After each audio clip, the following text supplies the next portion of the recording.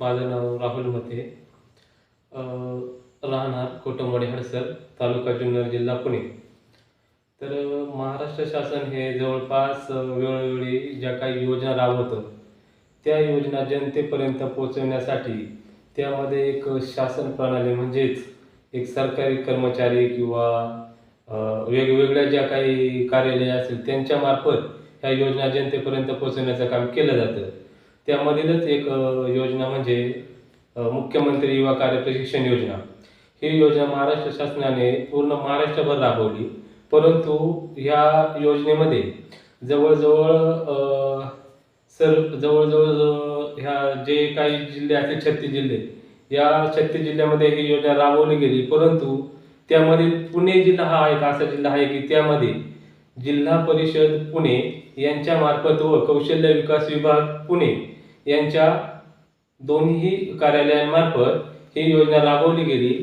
आणि ह्या राबवलेल्या योजनेच्या संदर्भात जे जिल्हा परिषद आहे ही आस्थापना म्हणून काम करत होती आणि कौशल्य विकास विभाग हे आपल्याला ज्या योजनेसंदर्भात जे काही प्रशिक्षणार्थी असतील त्यांना जे काही ठरलेलं मानधन आहे हे अदा करण्याचं काम त्यांचं होतं.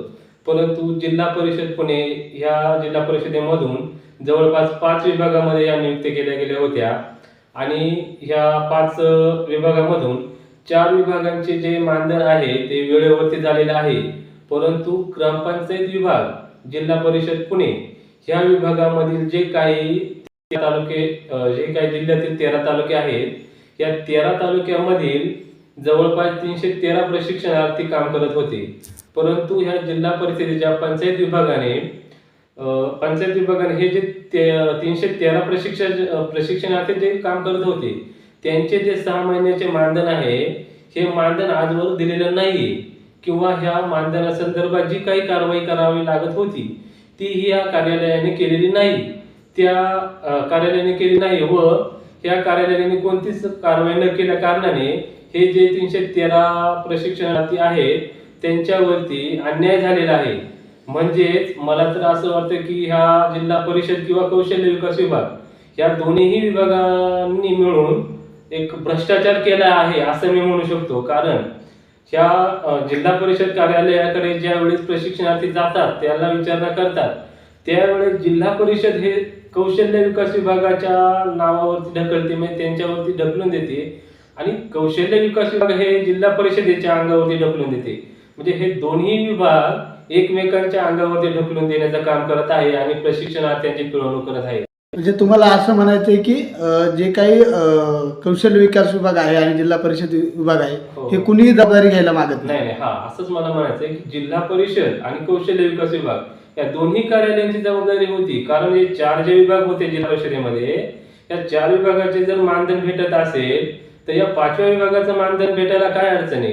कारण 4 विभागाचे मानधन जर कौशल्य विकास विभाग देत असेल तर या 5व्या विभागाचं मानधन जिल्हा परिषदेमार्फत हे 5व्या विभागाचं जे मानधन आहे हे कौशल्य विकास विभागाने द्यायला पाहिजे. परंतु हे 5व्या विभागाचं मानधन देण्यास कुणी जबाबदारी घेत नाहीये.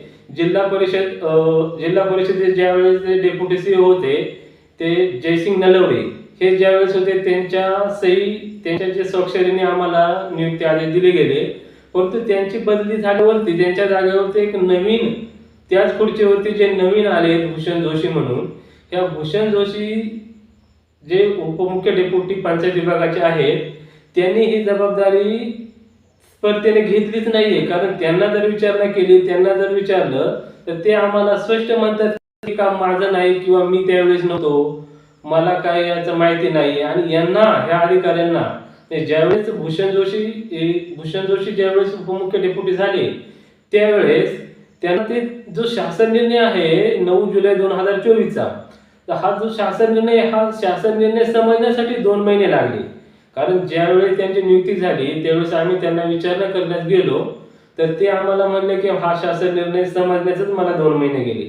जर हे अधिकाऱ्यांना जर 2 महिने शासन निर्णय समजण्यासाठी लागत असेल तर या शासन निर्णय समजायला 2 महिने लागत असेल तर त्या प्रशिक्षणार्थीचे मानधन मिळायला किती वर्ष लागतील याचाही विचार या महाराष्ट्र शासनाने करायला पाहिजे. तुम्ही आता म्हणालात की जो काही तुम्हाला जो काही नियुक्तीपत्र आहे हो हो ते कुठल्या विभागाकडनं नेमकं मिळालं होतं? हा, तर आम्हाला जे नियुक्ती पत्र दिलं होते जिल्हा परिषद कार्यालय व त्या जिल्हा परिषद कार्यालयामधील पंचायत विभाग हा एक स्वतंत्र विभाग आहे. या स्वतंत्र विभाग असल्या कारणाने त्या स्वतंत्र विभागाचे जे मुख्य मुख्य डेप्युटी म्हणून जे त्यावेळेस कार्यरत होते जयसिंग नलवडे, त्यांच्या स्वाक्षरीने आम्हाला आदेश दिलेले आहेत.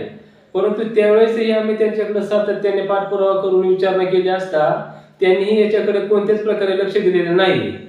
किंवा जे काही सामान्य प्रशासन विभाग असेल त्यांनाही वेळोवेळी विचारणा केली असता त्यांनीही याच्यावरती कोणत्याच प्रकारे सहकार्य केलेलं नाही. आणि त्याच्यानंतर जर पाहायला गेलं तर सीओ म्हणजेच मुख्य कार्यकारी अधिकारी जिल्हा परिषद पुणे यांनाही आम्ही एक पत्र व्यवहार करून त्यांना विचारणा केली असता त्यांनी तर आम्हाला रुबाबाची भाषा दाखवून आम्हाला दमदाटी देण्याचाच प्रयत्न केला. म्हणजे जे सामान्य जनता किंवा जे काही सामान्य नागरिक जे त्यांच्याकडे न्याय मागायला जातात किंवा काही विचारणा करायला जातात तर त्यांच्या बरोबर जर हे अधिकारी लोक असं वागत असतील तर ह्या अधिकारी लोकांचं ह्या प्रशासनाने दखल घेऊन त्यांच्यावरती कठोर कारवाई करायला पाहिजे. कारण जवळपास आज या योजना सुरू होऊन आणि ह्या 313 प्रशिक्षणार्थीचे मानधन रखडून जवळजवळ 2 वर्ष व्हायला आले तरी सुद्धा कौशल्य विकास विभाग असो किंवा जिल्हा परिषद विभाग असो या विभागाने कोणीच याची जबाबदारी परिषद आणि जे काही कौशल्य विकास नेमकं जे काही तुमचं हजेरी पत्रक आहे ते भरायची जबाबदारी कुणाची? तुम्ही अशी 2 नावं घेताय तिथं की एक जिल्हा परिषद आणि कौशल्य विकास. नेमकं हजेरी कुणाकडे भरायचं होतं आणि तुमचे जे काही मानधन आहे ते कोण देणार होते? तर जे आमचे जे प्रशिक्षणार्थी जी प्रेझेंटी जी ऑनलाईन करायची असते ती जी आस्थापना म्हणून जे कार्यरत असतात जिल्हा परिषद पुणे पंचायत विभाग या कार्यालयाने जी प्रेझेंटी असते प्रशिक्षणार्थी ती ऑनलाईन करायला हवी होती. ती प्रेझेंटी ऑनलाईन झाल्यानंतर जे कौशल्य विकासाचं पोर्टल आहे त्याच्यावरती ती त्यांना दिसते कौशल्य विकास विभागाच्या अधिकाऱ्यांना. ते कौशल्य विकास विभागाचे सहाय्यक आयुक्त जे असतात त्यांना ती प्रेझेंटी दिसते. तिथून ते आयुक्तांना उपायुक्तांना पाठवतात. उपायुक्तांनी ते चेक केल्यावरती मग ते पुन्हा कौशल्य विकास विभागाचे जे सहाय्यक आयुक्त असतात ते जे मानधन आहे ते त्या प्रशिक्षणाच्या खात्यावरती अदा करतात. आता तुम्ही या सगळ्या ज्या गोष्टी सांगितल्या की बाबा कौशल्य विकास विभाग असेल जिल्हा परिषद विभाग असेल परंतु थेट जिल्हा परिषद विभागाच्या कडून इकडे जे काही स्थानिक पातळीवरती आपण म्हणूयात किंवा इकडे तालुका पातळीवरती आपण म्हणूयात ती जबाबदारी नेमकं कुणाकडे होती काय या संदर्भात काही माहिती आहे का? नाही, तालुका पातळीवरती जर पाहिलं तर त्यांनी कोणाकडे जबाबदारी दिली होती हे त्यांनाच माहिती असेल. कारण जे आमचे जे आस्थापना म्हणून जे कार्यरत होते ते जिल्हा परिषद होते बरोबर. तर आम्ही जो पाठपुरावा केला तो जिल्हा परिषदेने केला. मग ते जिल्हा परिषद कुणाकडून ते जी कार्यपद्धती करून घ्यायची ते त्यांचा विषय होता. परंतु आम्ही वेळोवेळी जिल्हा म्हणजे तुम्हाला असं म्हणायचं की जे परिपत्रक होतं हो जिल्हा परिषदेकडून आलेलं त्या परिपत्रकामध्ये स्पष्ट असं काही त्याच्यात उल्लेख नव्हता की ते कुणी नेमकं ते हजेरी पत्रक भरावं असं काही नव्हतं. परंतु आस्थापना म्हणून हे जिल्हा परिषदेचंच काम होतं. कारण त्या जो आम्हाला रुजू आदेश जो भेटला जॉईनिंग लेटर त्या जॉईनिंग लेटरवरती जिल्हा परिषदेच्या अधिकाऱ्याची सही होती बरोबर. ज्या जिल्हा परिषदेच्या अधिकाऱ्याची सही असल्या कारणाने हे काम त्यांनी करावं किंवा केलंच पाहिजे होतं. पण त्यांनी जर त्यांच्या पद्धतीने जर आस्थापना 2 म्हणून जर कुणाकडे द्यायचा असेल किंवा दिला असेल तर ते त्यांचा प्रश्न आला. परंतु आस्थापना 1 म्हणून हे ते जिल्हा परिषदेचंच काम होतं हे मात्र एकदम 101% खरं आहे. आत्ता तुम्ही अगदी या सगळ्या मुद्द्यावरती बोलत आहात. गेली 6 महिने हे मानधन सगळं रखडलेलं आहे असं तुम्ही सांगतात. त्यासाठी तुम्ही पाठपुरावा करत आहात. काय नेमकं पाठपुरावा केला? तर जवळजवळ आम्ही पाठपुरावा करतो म्हणजे जवळजवळ 20 महिने म्हणजे 2 वर्ष जवळपास झालेलीच आहेत. तर आम्ही पाठपुरावा असा केला. सुरुवातीला ज्यावेळेस गेलो तेव्हा त्या अधिकाऱ्यांना भेटलो. त्या अधिकाऱ्यांनी आम्हाला अशीच उडवडीची उत्तर दिली करतो बघतो असे 2-3 वेळा आम्ही त्या आस्थापनेला भेट दिली. त्यावेळेस त्यांचं हे असंच उत्तर आलं आम्हाला. त्याच्यानंतर आम्ही त्यांना एक निवेदन दिलं, अर्ज केले. त्या अर्जावरती त्यांनी कोणत्याच प्रकारचा प्रतिसाद दिला नाही किंवा बाबा जे काही डॉक्युमेंट पाहिजे ते पण आम्ही नंतर ज्यावेळेस आता पाठीमागे ज्यावेळेस जे भूषण जोशी जे आले त्यांनी थोडंसं काही कार्य करण्यास सुरुवात केली परंतु ते बी त्यांनी सक्सेस केलं नाही. त्यांनी आमच्याकडून प्रशिक्षणार्थीकडून पुन्हा कागदपत्र डॉक्युमेंट वगैरे सगळं काही पाठपुरावा करण्यास सांगितलं. आम्ही तोही पाठपुरावा आमच्या पद्धतीने त्यांना सर्व व्यवस्थितरित्या पाठपुरावा दिला, परंतु या पाठपुरावा करून सुद्धा त्यांना काही करता आलं नाही. या संदर्भात आम्ही एक आंदोलन पण तिथे केलं गेलं. त्यावेळेस आंदोलन केल्यानंतर हे भूषण जोशी जे आहे त्यांनी एक लेखी स्वरूपात आम्हाला 1 महिन्याच्या आतमध्ये तुमचं मानधन अदा करू अशी लेखी पण त्यांनी आम्हाला दिली होती, परंतु त्या लेखीचाही त्यांनी आजवर विचार केलेला नाही. म्हणजे लेखी ही फक्त लेखीच राहिली का? अधिकाऱ्यांची काय जबाबदारी आहे की नाही? अधिकाऱ्याने लेखी दिली म्हणजे ते काय, त्या लेखी दिली म्हणजे त्याचा त्यांनी विचार करावा नाही का?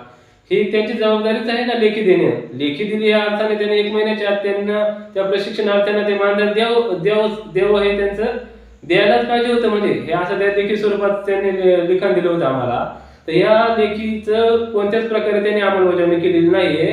आणि जे मुख्यमंत्री युवा कार्य प्रशिक्षण योजनेचा जो शासन निर्णय निघाला तो म्हणजे 9 जुलै 2024 या शासन निर्णयानुसार या 2 कार्यालयांना ही जबाबदारी दिली गेली. म्हणजे एक म्हणजे आस्थापना म्हणून जिल्हा परिषद हे काम करेल किंवा दुसरी कोणतीही आस्थापना असू द्या, परंतु आमची म्हणजे असे की जिल्हा परिषद ही एक आस्थापना असेल आणि कौशल्य विकास विभाग हे मानधन देण्यास बंधनकारक असेल.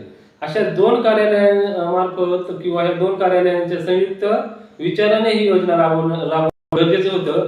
मला असं म्हणायचं की बाबा जवळजवळ या 36 जिल्ह्यांमधून जर सर्व जिल्ह्यांमध्ये जर मानधन होत असेल आणि पुणे जिल्ह्यातीलही 4 विभागाचे जर मानधन होत आहे आणि 5व्या विभागाचं मानधन रखडत आहे, याचा अर्थ असा की मला वाटतं हा भ्रष्टाचारच आहे असं मला म्हणावे लागेल. कारण भ्रष्टाचार नाही तर आजपर्यंत ह्या प्रशिक्षणार्थ्यांचे मानधन का मिळाले नाही?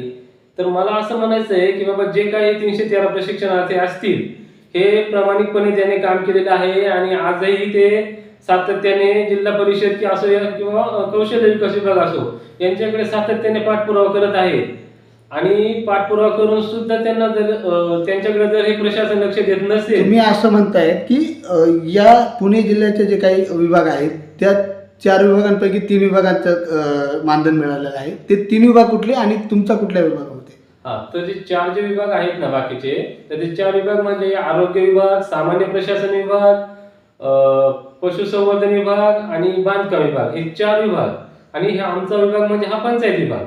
तर ह्या 4 विभागांचे मानधन झालेले आहे आणि 5व्या विभागाचं म्हणजे पंचायत विभागाचं मानधन झालेलं नाही. तर मला असं सूचित करायचं आहे शासनाला की बाबा जे काही या संदर्भात जे काही पदाधिकारी असतील किंवा अधिकारी असतील जिल्हा परिषद पुणे किंवा कौशल्य विकास विभाग यांचे जे काही पदाधिकारी असतील किंवा अधिकारी असतील यांची चौकशी करून, म्हणजे माझी विनंती अशी राहील की बाबा जे काही या पुणे जिल्ह्याचे पालकमंत्री असतील किंवा मुख्यमंत्री असतील राज्याचे किंवा उपमुख्यमंत्री असतील राज्याचे, यांना अशी माझी विनंती राहील की बाबा हे जे काही जिल्हा परिषद पुणे किंवा कौशल्य विकास विभाग पुणे यांच्या अंतर्गत जे काही कर्मचारी अधिकारी असतील यांची सखोलपणे चौकशी करावी आणि त्यांच्यावरती दंडात्मक कारवाई करून जे काही 313 प्रशिक्षणार्थींना जो काही अन्याय झालेला आहे त्या अन्यायाला न्याय मिळवून द्यावा व त्यांचे जे ठरलेले मानधन आहे ते त्यांना मिळवून द्यावे ही माझी विनंती राहील. धन्यवाद.